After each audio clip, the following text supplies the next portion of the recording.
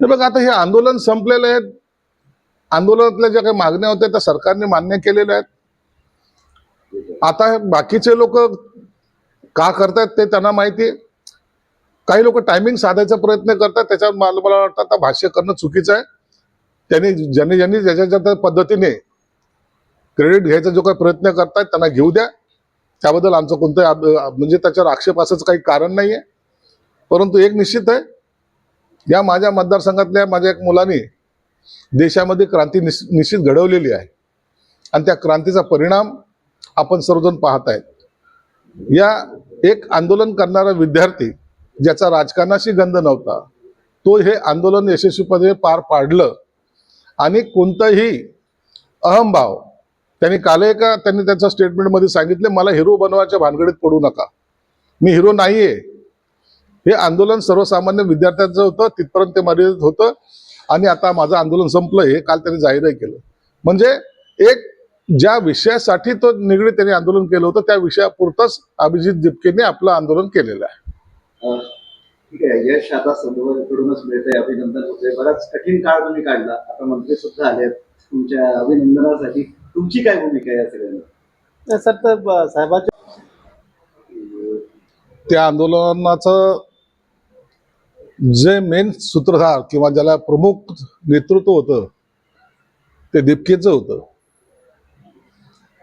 परंतु आंदोलनाच्या काळामध्ये ज्या ज्या घटना घडल्या हे आपण सर्वांनी पाहिलेले आहेत.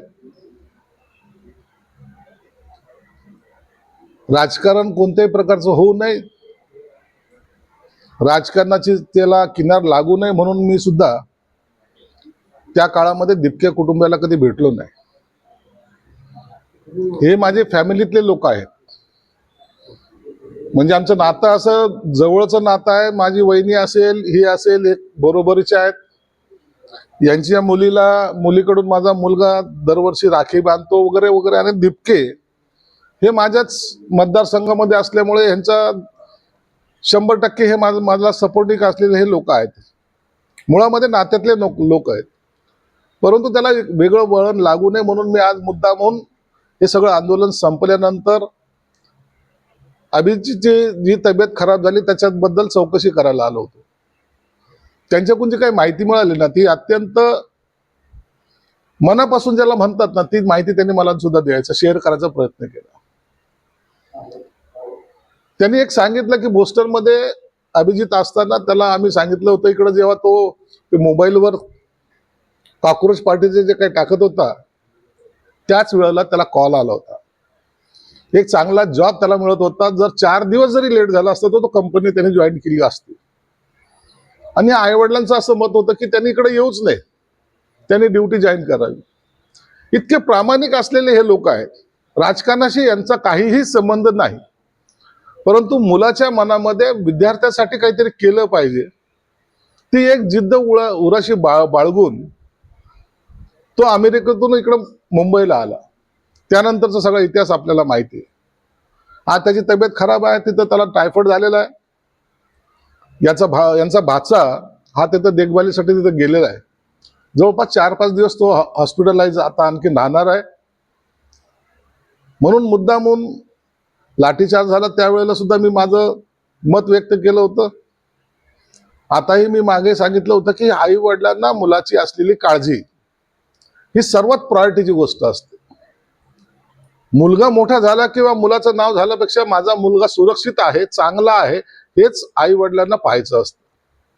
म्हणून मी आज मुद्दाम त्यांना भेटायला आलो. दिपकेंना सुद्धा ते सांगायला आलो की काय तिथं काय अडचण आहे का, काय चाललंय याची सगळी माहिती घेता. त्याच्या अभिजितने सुद्धा सांगितलं की तुम्ही पप्पा आता येऊ नका, 2-4 दिवस मला आराम करू द्या, नंतर तुम्ही या. या सगळ्या गोष्टीची माहिती घेण्यासाठी मी आज फक्त त्यांच्याकडे आलो होतो. पालकमंत्री या नात्याने नाही तर हे माझे नातेवाईक म्हणून सुद्धा यांना भेटणं, मध्ये जर आलं असतो तर त्याचं वेगळं राजकारण झालं असतं, कोणी काही आणखीन त्यांचे कॉमेंट्स केल्या असत्या. म्हणून त्याला टाळण्यासाठी मधल्या काळामध्ये आम्ही भेट घेतली नाही.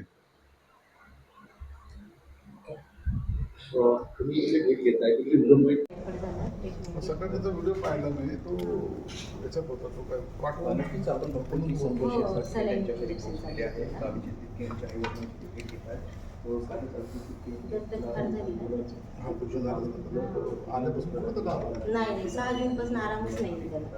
सध्या अगदी किती केली असते तरी त्यांचे कुटुंबियांनी त्या दिवशीसाठी शिक्षा केली कुटुंबियांशी कुटुंबियांचे आई वडील त्यांच्याशी चर्चा ऑगस्ट मध्ये नाही आता मागच्या ऑगस्ट मध्ये 1 वर्ष झालं. 1 वर्ष होईल आता त्याच्या प्रमोशन भेटला हातीवर सळ्याची जमीन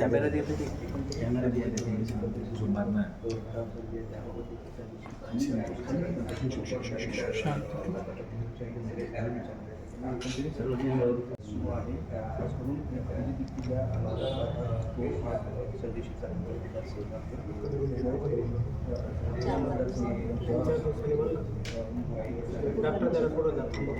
त्याच्यामध्ये काय काय ते चालले ना थोडेफार. तिकडे ते आता पोहोचलेले नेमकी काय त्यानंतर नाही भाचा आहे ना, त्याला पाठवतो. भाचीला पुसणे गेले नांदेडला. खायला वचन त्यामध्ये खिचडी वगैरे. लहान आहे. चार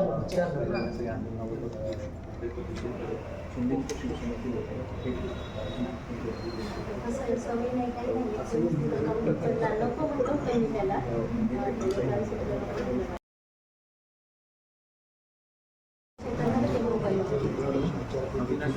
तीन चार दिवस जरी ते कामात उशिरा गेला तरी त्या कंपनीमध्ये जॉईन झाला.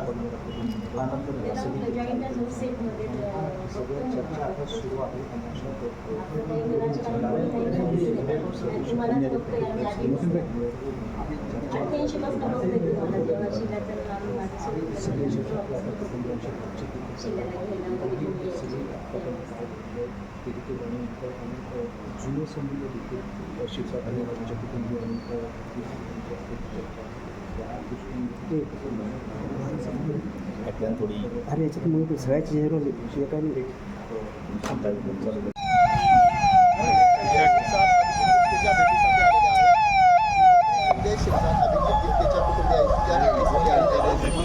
संभाजीनगरमध्ये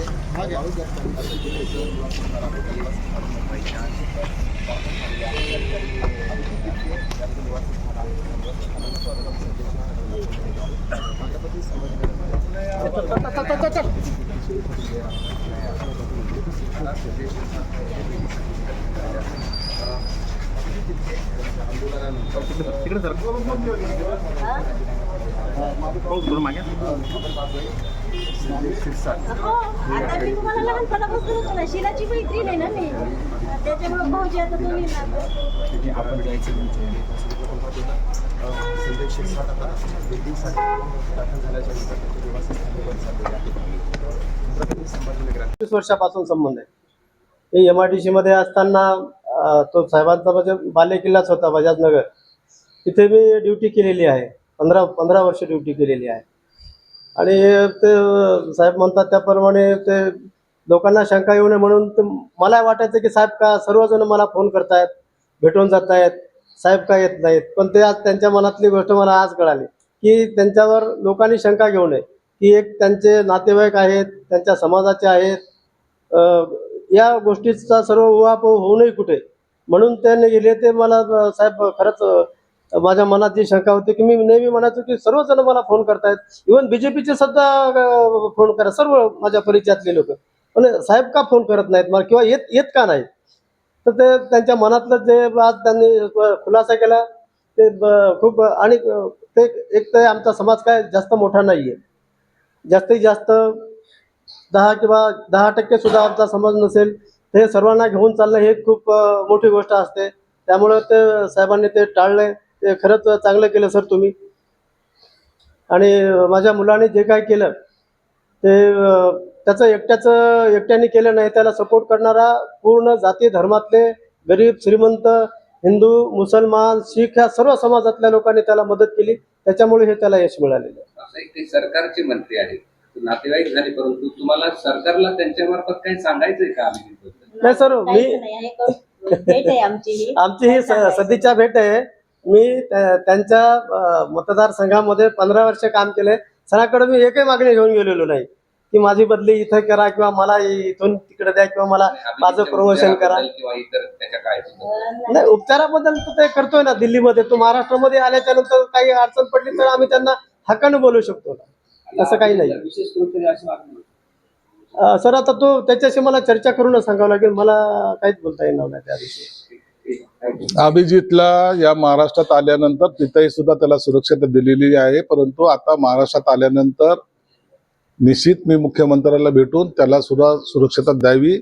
कारण या आंदोलनाचा काही लोकांनी चुकीचा वापर करू नये याची काळजी सरकार निश्चित घेणार आहे.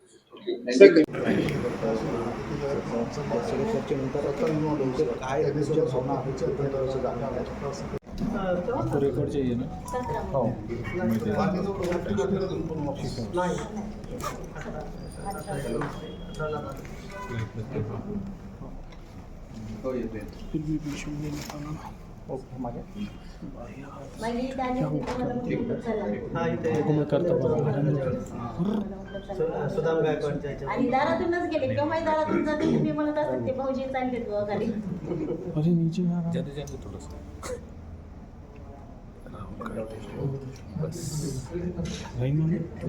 शिलाच्या नावानं माणसं आहेत.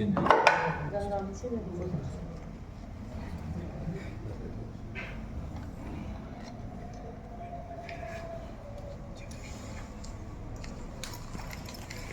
बघायला राहते हे पण दोन्ही पण आई त्याचा खूप लाड करायची. एका वर्गात